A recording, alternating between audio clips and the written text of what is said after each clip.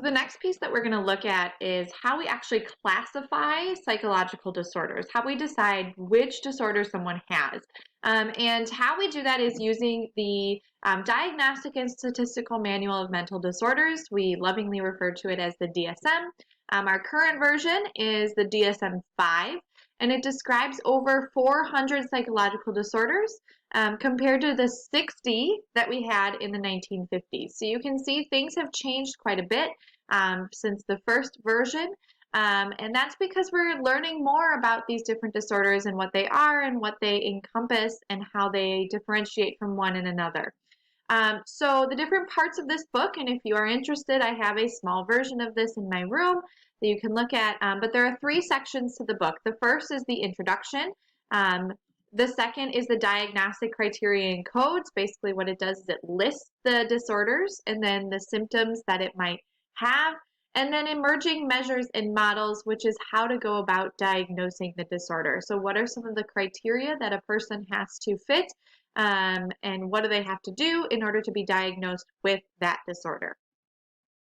The goals of the DSM are to describe each of the disorders, and remember there's 400 of them, indicate how prevalent the disorder is, so how many people have this disorder, and then they also are outlined in a reliable way, meaning that the diagnosis by different professionals are similar.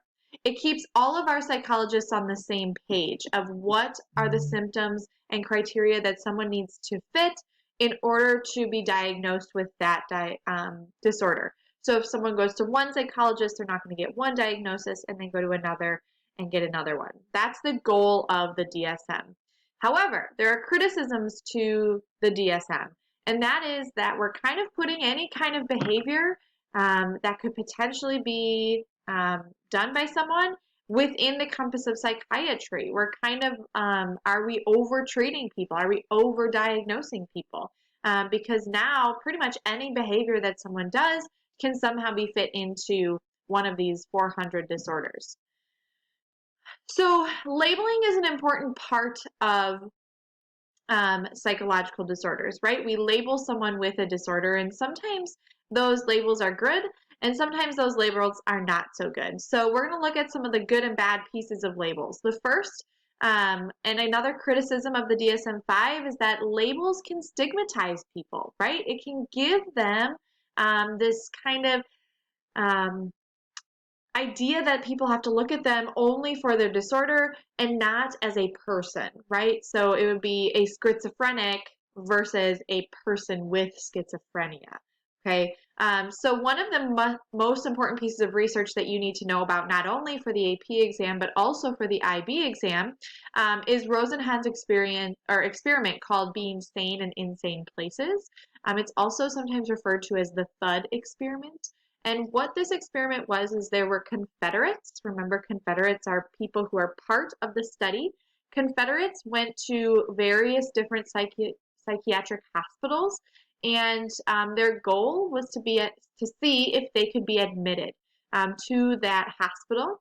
And the only symptom that they went in there and said, everyone said the same symptom, was that they heard the word thud in their mind.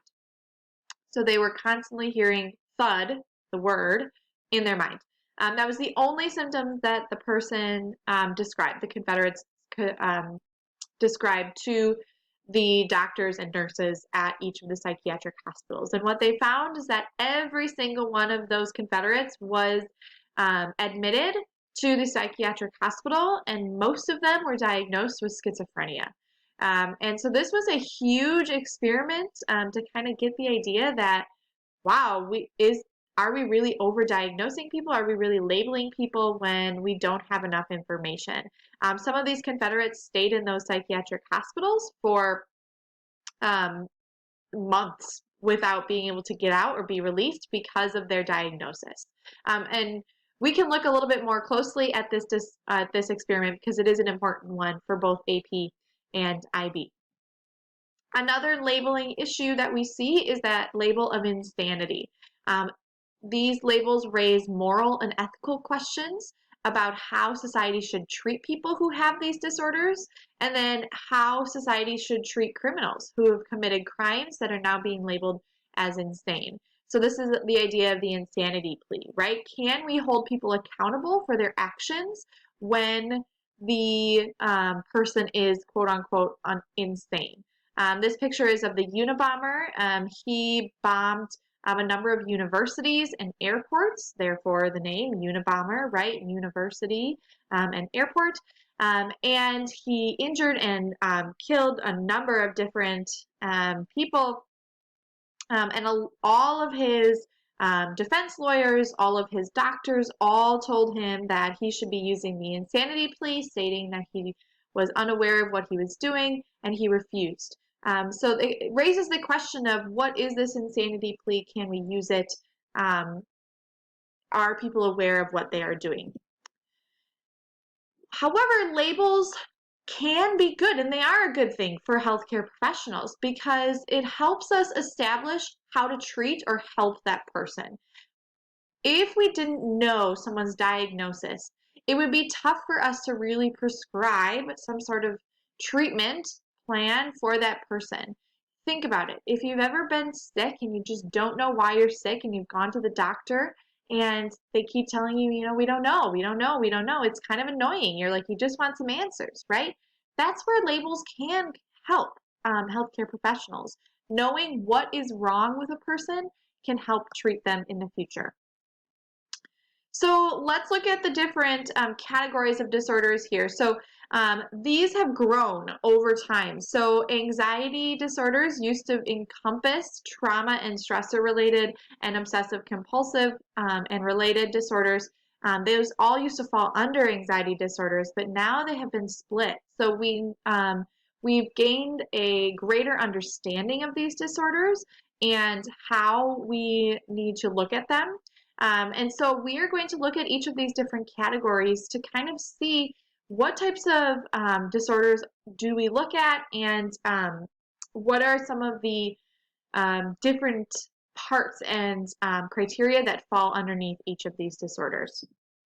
And then finally, pause here on a minute on these prevalence rates. This is going to be used, this was used at the beginning of the slideshow, but this kind of shows you how prevalent these psychological disorders are in the United States and why it is so important for us to be able to understand these disorders and get a greater awareness and release of the stigma of these disorders. It's important for us to know this because there are a lot of people out there, including probably some people sitting in our classroom, in our school, that are experiencing these disorders, and so it's important for us to have a good understanding of what those people are going through.